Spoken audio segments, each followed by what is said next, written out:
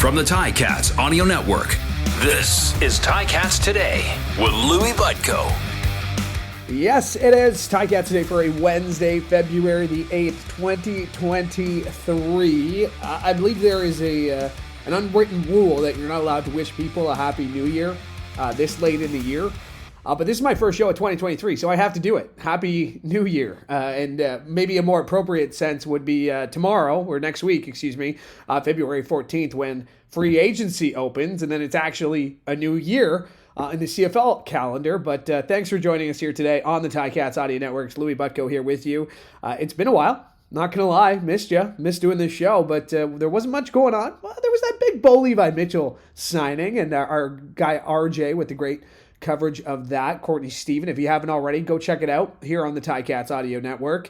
Some great conversations with Bo Levi Mitchell, the new quarterback of the Hamilton Tiger Cats. Speaking of which, Matt Schultz re-signed. Sean Thomas Erlington has re-signed. And Malik Carney have all re-signed in the last week or so. And we're going to hear from all those guys coming up this week here on Ticats Today. So thanks for checking us out. Appreciate it. Your friendly reminder to like and subscribe so you never miss an episode of this show or any of the other great shows we have for you here on the Ticats Audio Network. And just a quick personal note, I missed this. I missed talking into the microphone here, and I'm excited about a new season of Tiger Cats football right around the corner. You know, training camp just a few short months away at McMaster, I would assume. I don't know. But yeah, we're all getting excited here for the 2023 Ticats season, the CFL season. Of course, that's going to culminate at Tim Hortons Field in the Grey Cup, which if you were at the game in 2021 and were part of any of the celebrations, you knew that Hamilton knows how to throw a party. But they really went above and beyond. And now, 2023, expecting even bigger and better things for the upcoming Grey Cup and Grey Cup Festival. Full details on that available at ticats.ca. All right, well, thanks for joining us. And like I mentioned, a couple of signings to get to. We'll get to that throughout the week. But first, I want to start with one that the first one, I guess, that happened. And that's Malik Carney. Yes, the Ticats have signed American defensive end Malik Carney to a contract extension, a re-signing with the Hamilton Tiger Cats. He played 17 games last season with the Ticats, started in 6 of them, tied for the team lead in quarterback sacks with 7, and very pleased to be joined now by Malik Carney. And Malik, congratulations on the deal. Why don't you tell us a little bit about what this process was like for you? Well, first of all, man, thank you. I appreciate it. The process was, something to experience, having my first time, really going through, being available to negotiate and whatnot. I'm excited, man. I'm just excited to be a part of the Ticats and get this journey going. Now, you were one of those players last year that, we hear it said so often within the Ticats organization about that waiting room and waiting for your moment. And you were one of those guys who, once you got your moment, you didn't let go of it. What was it about that process to have gone through it that kept you motivated to want to be back here with the Ticats? Man, just you saying that just brings me to my quote that I always live by, man. The things you do in the dark is going to come to the light. So just all my hard work, all the effort and everything, the blood, sweat, and tears I didn't put, on the field, in the weight room, in yoga and whatnot, just coming to light. And just, whenever that opportunity presented itself to me, I had to make the most of it, because you never know when those opportunities will come back. So, again, man, I'm just thankful, just for everything that's been, placed in front of me. Now, you've always known you've had the skills physically to do it, but mentally, I'm sure there were points in the last 2 years where I'm sure your mental strength was tested. How did you fight through those moments?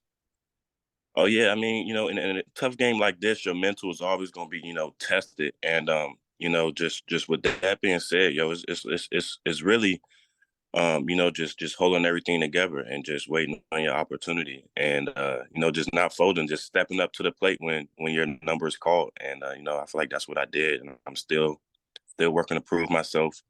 Very humble, and I'm just eager to get back and continue to really show the world who Malik Carney is. We can't wait to see even more. So living up to your nickname, Scoop, last year with that big. When you look back at 2022, obviously it didn't end the way you wanted it to. I'm sure that added a layer of motivation. But what else do you look back on this past season that's going to stick with you moving forward? Man, the guys in the locker room, the camaraderie, man, the guys that we did it with, the guys who I sweat, bled, and worked on the field with, that's something that I'll never forget. Those group of guys. But it's a lot of things that we were able to do and weren't able to complete. That's what football is about, just regrouping and making adjustments. And I'm excited to see what next year looks like for us. Coach Washington, what is it about him that it seems to be able to bring out the best in the guys he's got? His play calling, the way he runs his defense. He's a great defensive coach. He tries to put his best players in the positions to make plays, and kind of leave it up to us to kind of have us play to our abilities and help the team best way as we can. Now, you had mentioned just right there the group of guys that you played with last year. You understand that this is a business and guys are going to make decisions. And I'm sure you've already seen rumors. If you've already talked to guys, teams going to look different next year. How is it going to be starting 2023 with a new room full of guys? Some guys will be back, but I mean, it's going to be a different group next year. And that's part of the business, isn't it? Yeah, it is part of the business. Something that we all got to go with and just just know what it is.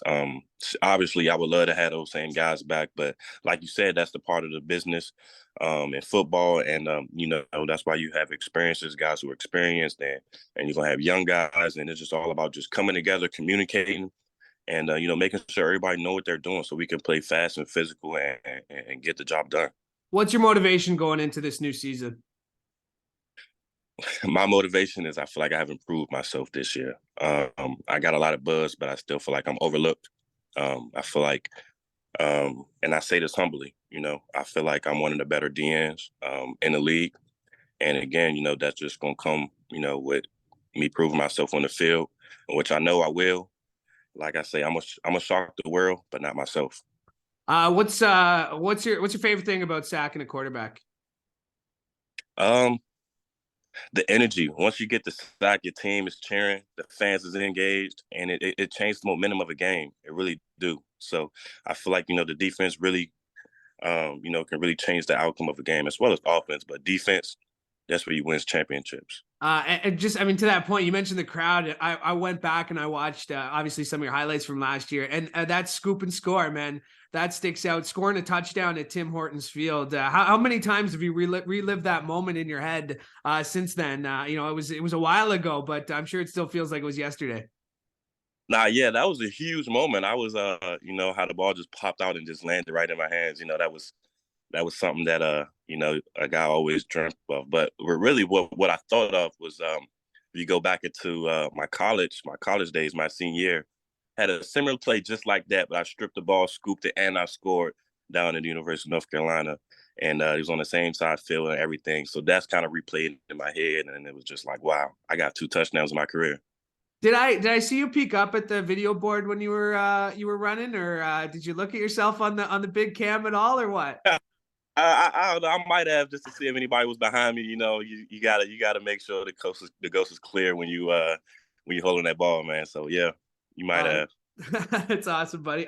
One more before I let you. What does your offseason look like now? I mean, season, it's going to come up quick. Training camp's just a few, 3 months away. What do the next few months look like for you? Well, besides training, obviously spending time with my family first and foremost. I have a beautiful 2-year-old daughter who, I miss dearly during the season. So now I have that time to really, value her time and spend time with her. But besides that, training, doing a lot of mobility, stability work, building as well, and staying flexible and just getting ready for the season, making sure I'm ready to go. You mentioned your daughter there too. I mean, this has got to be a great time for you, just to see her development, even since the off season. What's that been like for you? And it's been hard being away, honestly, being, having to see her on FaceTime and whatnot. It kind of takes away from, that time with her. But, that's something that, dads have to do, kind of, be away, mothers as well, just be away and, to make their lives better make money and financial stability to do all of those things right, so she can have an easier life. But yeah, man, again, I'm just blessed to be in this opportunity. And this year she's gonna come up to a game, so she's gonna see her daddy play. Awesome. Can't wait to see her rocking the Carney jersey when we see her down here. Malik, can't wait to see you here either, buddy.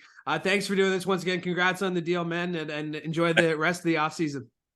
I appreciate it, man. You have a great day. My thanks to Malik Carney for joining me today, and my thanks to you as well. It's good to be back. You can check us out tomorrow when we're joined by Sean Thomas Erlington right here on Ticats Today. So thank you for checking us out. Make sure to like and subscribe so you never miss an episode of this show or any of the other great shows for you on the Ticats Audio Network. In case you missed it, there's a great conversation with Bo Levi Mitchell with both RJ Broadhead and Courtney Stephen. You can find them wherever you found this show, again, on the Ticats Audio Network. All right, make sure you're following at Ticats to get all the latest news ahead of the start of free agency. And follow me on Twitter as well at @LouieB_TV.